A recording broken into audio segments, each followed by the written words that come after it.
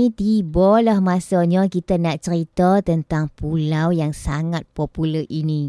Pulau Dayang Bunting. Pulau Dayang Bunting ni pulau kedua terbesar dalam gugusan pulau-pulau di Langkawi ni tahu Abang Kampung. Pulau ni memang terkenal lah dengan tasik Dayang Bunting. Sebuah tasik ayak tawak semula jadi yang dikelilingi oleh bukit batu kapuk yang berusia jutaan tahun. Sekarang kita berada di Pulau Dayang Bunting ataupun kita berada di tasik Dayang Bunting, di mana pulau kedua terbesar di Langkawi. Dan keunikan di Pulau Dayang Bunting ni adalah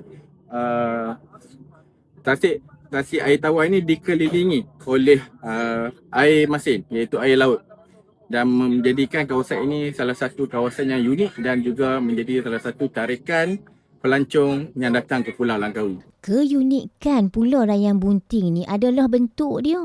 Bentuk seorang wanita mengandung. Nama pulau ni asal dia dari bentuk gunung ganang yang boleh kita tengok dari jauh, nampak seolah-olah macam seorang wanita mengandung yang tengah tidur tu.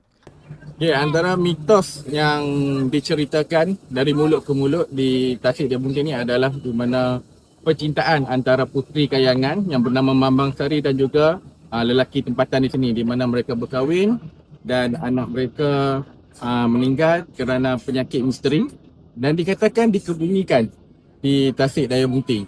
Bagi pasangan-pasangan yang dah berkahwin lama dan berikhtiar untuk mendapatkan anak ataupun zuriat, dan dikatakan digalakkan untuk minum sedikit air tasik Dayang Bunting, salah satu tanda ikhtiar untuk mendapatkan zuriat.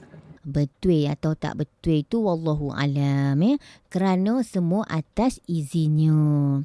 Yang uniknya Pulau Dayang Bunting ni, tasik ayak tawak dia duduk tengah-tengah kepulauan Laut Masin. Pelancong boleh buat macam-macam aktiviti kat tasik ni. Boleh sewa kayak, boleh kayuh bot, boleh naik bot solar untuk teroka tasik ni. Dan ada juga kolam khas untuk kita letak kaki, habuan ikan keli gigit-gigit manja kat kaki.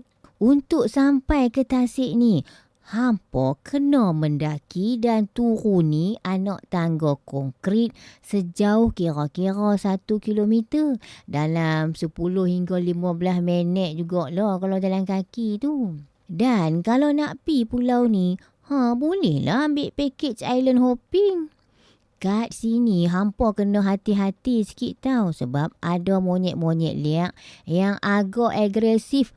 Dia tak boleh tengok bungkusan makanan ataupun beg plastik. Sekejap dia terpa. Tu cerita dia. Langkawi Permata Kedah.